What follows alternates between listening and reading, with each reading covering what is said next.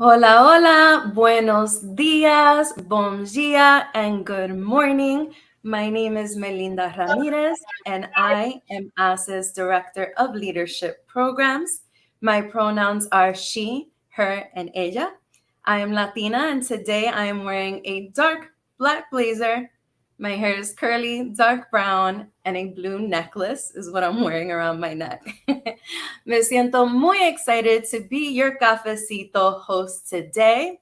And before I get started with some announcements and a great interview with our special guest, Emily Martinez, who you'll meet later on today, I'd love to learn a little bit about you all. Tell me where you're tuning in from, and tell me who your favorite band or musician is. Let us know in the chat. Hola, hola. I see Chicago's in the house. Hola, Yolanda. Nice to see you. Thank you for the heart. Keep the love coming in. This is a great opportunity to share love amongst our asset community. And for those of you who are new members to our community and tuning in live, I will give you a brief overview about ASE and some great announcements that are happening now. So, ASE is a national nonprofit whose mission is to positively impact the American workplace by cultivating the pipeline of Latino talent. We also support Latino professionals with the insights, access, and support so they can be successful in every phase of their careers. Keep the announcements coming in. I love the music recommendations. Bad Bunny, I'm a huge Bad Bunny fan, as well as Selena Quintanilla Perez. A few announcements for today is that next week we have September 13th kicking off our hybrid executive leadership tour in my hometown area, New York City, where we'll be at the Major League Baseball offices. September 14th, we'll be also in New York City at Omnicom Media Group, kicking off Hispanic Heritage Month, which officially launches September 15th, all the way through October 15th. But as you all know, Hispanic Heritage Month is not just a month, it's something that we can celebrate and really embrace our achievements every day, 365. Closing us out for announcements, that September 21st, we will have our virtual career fair. So for those of you looking for employment, make sure to check us out. Everything that I've announced you can find on our website at aseonline.org. Most importantly, we're here to announce that we are kicking off our ASE United Scholarship Fundraising Campaign, where we're driving all of our efforts into donations so we can support 40 students to be our recipients. Our goal is $100,000, so we're banking on you to help empower our youth who are our future. And some of the recipients will be through our Dr. Ervin Vinny Caraballo Scholarship, as well as our new scholarship honoring Olga Camargo, who served as our ASE board and president. And now she's an emeritus and still joining us. So we want to honor her and a University Illinois Chicago student. To talk a little bit about the benefits of the university programs and scholarships, we have an amazing guest. Her name is Emily Martinez, who is a recipient. So Emily, hola and welcome. How are you today? I'm doing good. Thank you. We're happy for you to join us. So Emily, tell us where you're joining in from and who's your favorite musician or bands? Yes, I'm joining in from San Jose, California. Still pretty early in the day here. Favorite musician? It's a hard question, actually. I probably have to go with 70s singer Stevie Nicks from Fleetwood Mac. She's from San Jose as well. So, yeah, shout out to that. I love Stevie Nicks. My Tío Julio put me on, so definitely great taste in music, Emily. So, Emily, we would love to learn a little bit about your cultural background. Can you tell us a little bit more about that? Yeah, so I'm a first generation Salvadoran American. I also have roots in Guatemala through my father. Being a first generation, especially coming from parents who suffered from such um, bloody civil wars in America and back in their home countries, and then immigrating to America at young ages. Of course, it was a journey to discover my own cultural background myself. Being in California, I'm surrounded by so many amazing Latinx communities. So I felt very represented in my community as well. And being Salvadorian American, being Central American, it can be a pretty painful journey. I think one of generational trauma, trying to overcome that. That's something I'm still trying to overcome. But fortunately, I've had amazing family members who support me, amazing friends who are by my side, and of course, I have the community on social media in my hometown as well. I feel incredibly represented by and who understand my own struggles. So, yes, my cultural background, it's something that is a part of me, and it's something I will always represent and shout out. I love that. Thank you so much for sharing the journey and recognizing the struggles, right?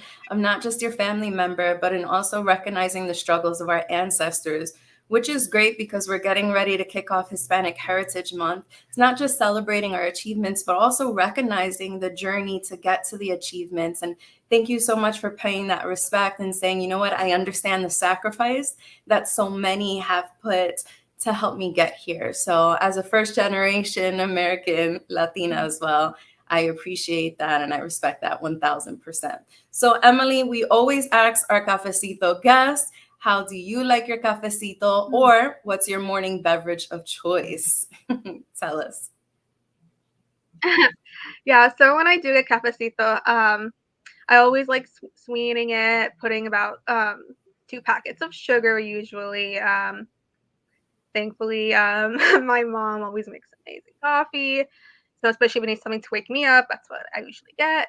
But if I'm not drinking cafecito, usually water is always the way to go for me. I think I try to drink water like all the time. You know, staying hydrated is a must, especially in college when you have work, you have class and school. Staying hydrated is the way to go. Absolutely, Emily. I am team agua as well, but I've been spicing it up with a little bit of limon or some lemon in it, throw in a little razzle dazzle with some orange and cucumbers. Get all that vitamins inside of me. I am a mama of a 2 year old, so I need as much natural energy as possible. Emily, tell us with that energy that you need as a San Jose State University student, tell us what year you're in and what's your major.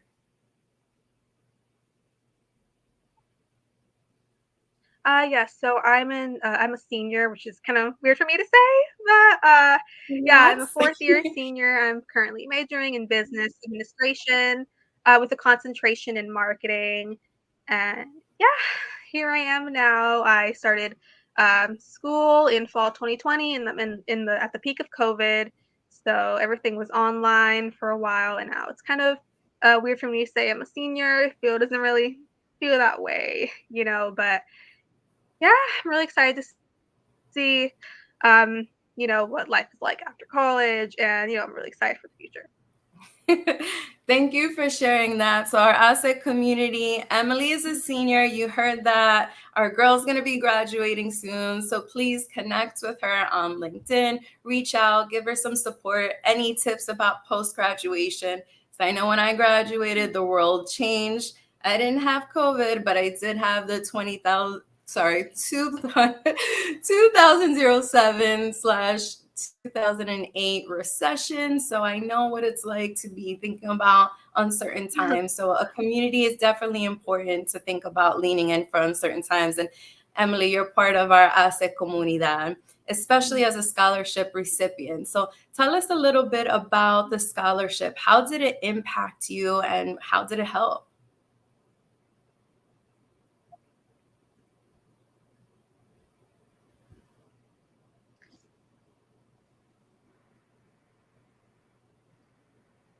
So yes, so I would say I had really no idea this scholarship existed until I follow Instagram called Latino Grad Guide, where every month she posts about scholarships and fellowships, opportunities, and she's also Salvadoran like me. So yes, really good seeing that representation on social media.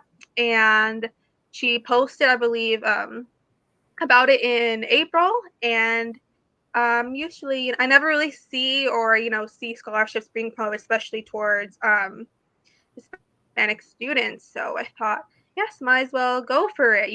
A chance can never hurt.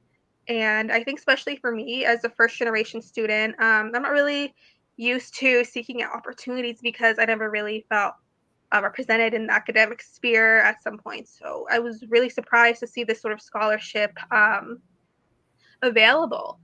So I applied, and I chose to be very honest in my application because, of course, I want to show the world who I am, show them my truth, especially in a space for Hispanic people. And especially as someone, I grew up in a household where my parents were always working. I'm actually going to school on my own income. So being chosen for the scholarship, it helped me tremendously in my tuition because I work about 20 to 25 hours a week Wow. just to get income for my tuition. So being being chosen for the scholarship helped tremendously. And actually applied for a study abroad program in Europe this summer, and through that scholarship, I was Ooh. able to pay um, about 90% of my tuition. So if it weren't for that, I wouldn't have went. And going to study abroad, that was probably one of my dreams to do. And I always hear people talking about you should go study abroad, but for someone like me, I never really thought that was possible. I didn't have the funds or the time to do it. But through that scholarship, I was able to study abroad and actually go outside of the continent for the first time ever in my life. So I really, Nice. really thank the scholarship for helping me achieve the opportunity. I love, love, love everything. Our audience, if you're in the chat, see the amazing contributions that are changing so many lives. And to Emily's point, is just giving her that exposure to see something and experience something different. I think that is so important for so many people to experience, especially our Latino and Hispanic community. Emily, I've got to ask, where are you studying abroad? Yeah, I studied abroad in Sweden for Ooh. about 3 weeks in June. It was quite a culture shock from America, and I'm I really bet. happy for that experience. Um, yeah, so it was amazing seeing, the differences between America and Sweden and European culture in general. So yeah, it was. I felt thankfully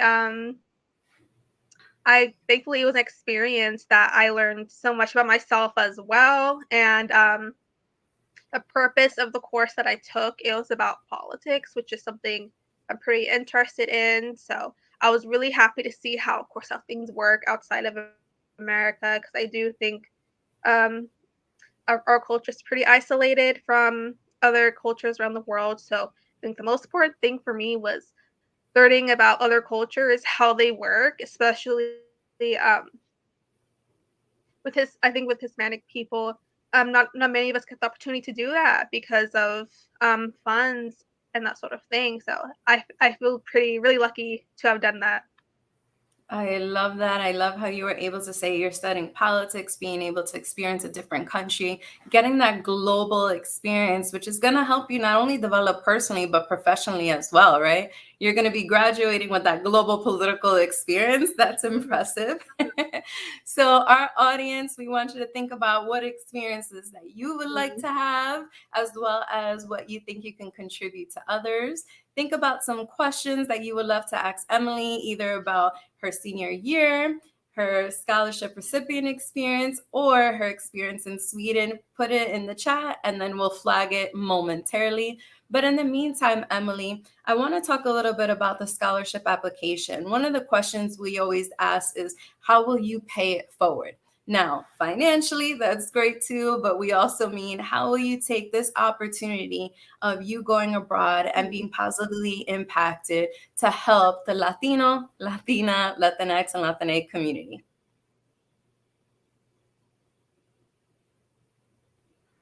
Yes. So, studying abroad, I learned a lot about how immigrants are treated over there as well, and unfortunately, it's not really that different as how immigrants, especially Hispanic immigrants, are treated in America as well.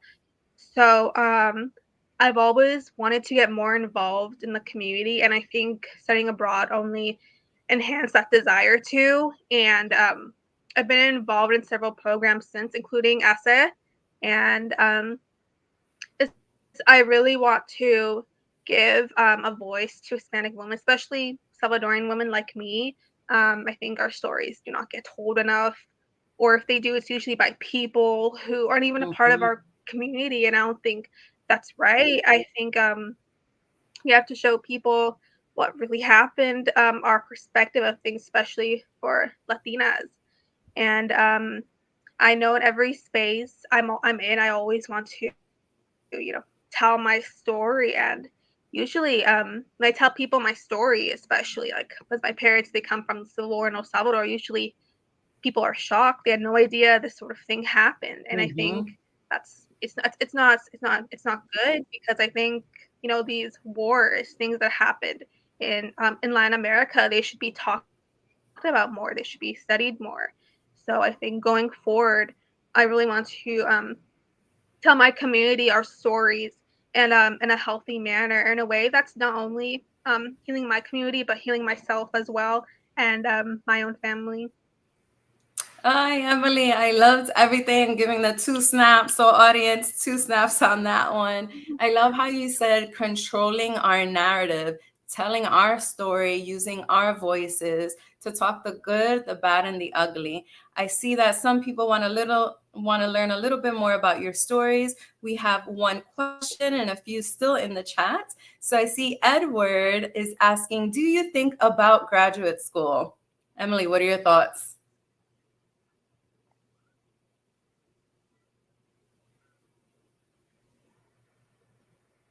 About graduate school, that's something I have been thinking about, and I would probably want to take a gap year or so after I graduate. Mhm. I currently am an intern at a nonprofit called Raven that helps with first generation college students as well. So if I have the opportunity to be in a full time role after after I graduate, especially with a nonprofit as well, after I graduate, then I think graduate school might be off the table, but that's something I have been thinking about a lot recently. And I do know several people that are in the business sphere that have gone on graduate school, and they've become incredibly successful people. So, yes, that's definitely something I do think about.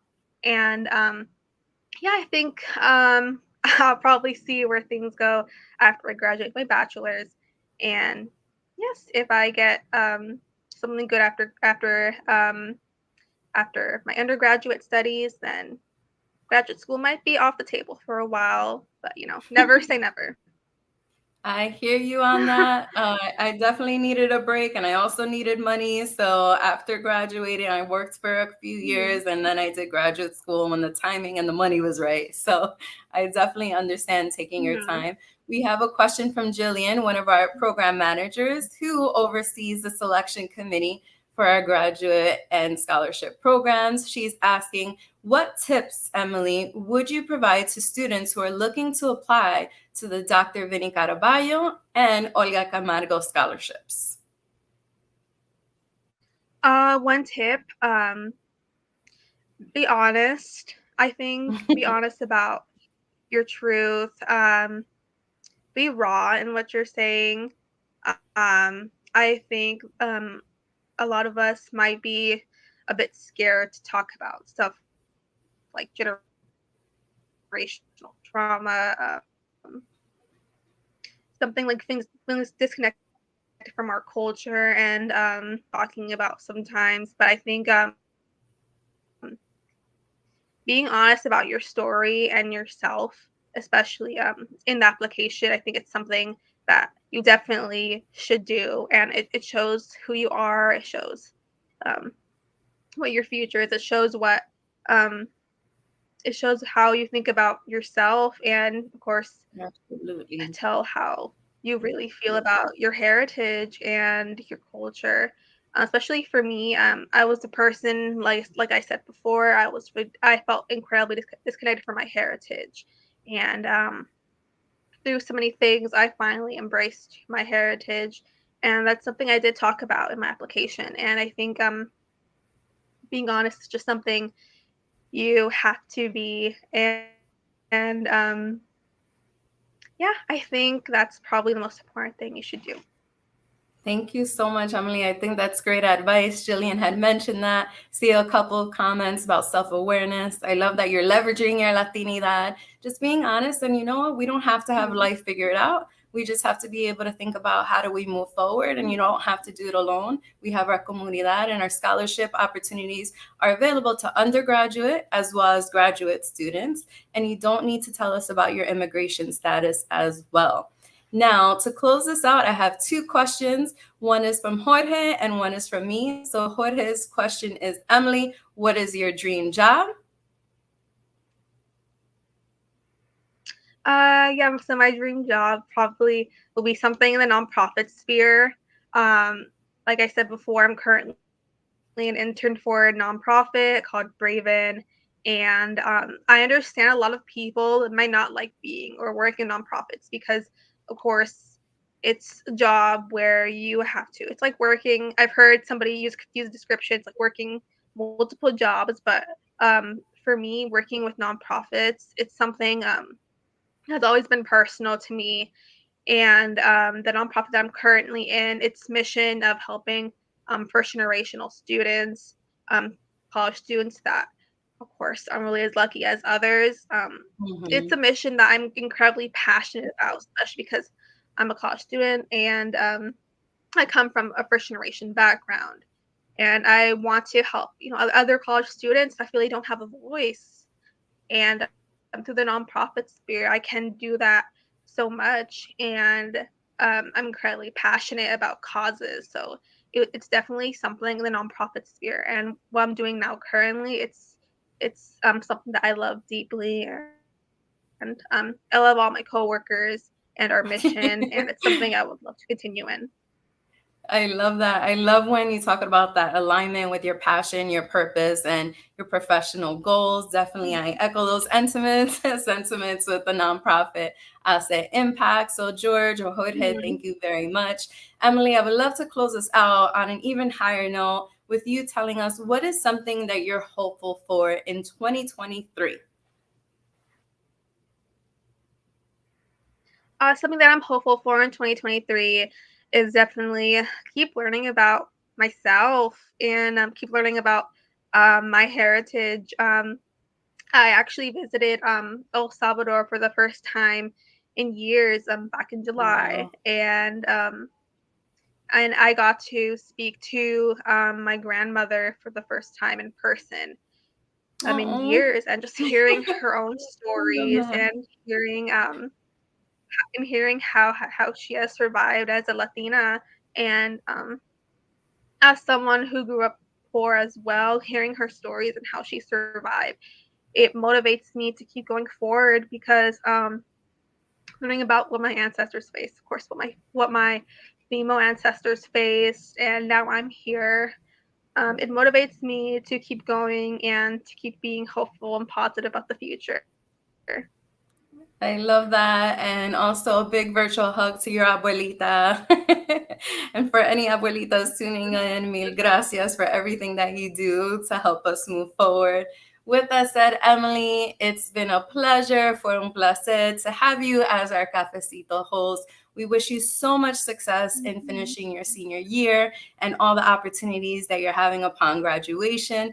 Again, we're here to support you. So if you want to figure out how do I take my next steps, you're not alone. You're part of the HACE familia. We take care of our own.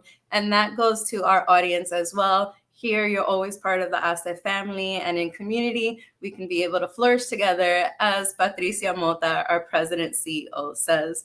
With that said, I want to thank you once again, Emily, and also thank you to our audience members for tuning in for today's Cafecito. Remember, we have so many great events coming up. The comments continue going. Our team will drop in the chat those events. But most importantly, think about ways that you can help us continue to accelerate equity and accountability and help us move the needle forward with our scholarship programs. Our goal again is to raise $100,000 to support 40 students to receive this, not only give them opportunities to change their lives, but experience new things, just as Emily had mentioned. So any donation would be greatly appreciated. Directions are in the chat now.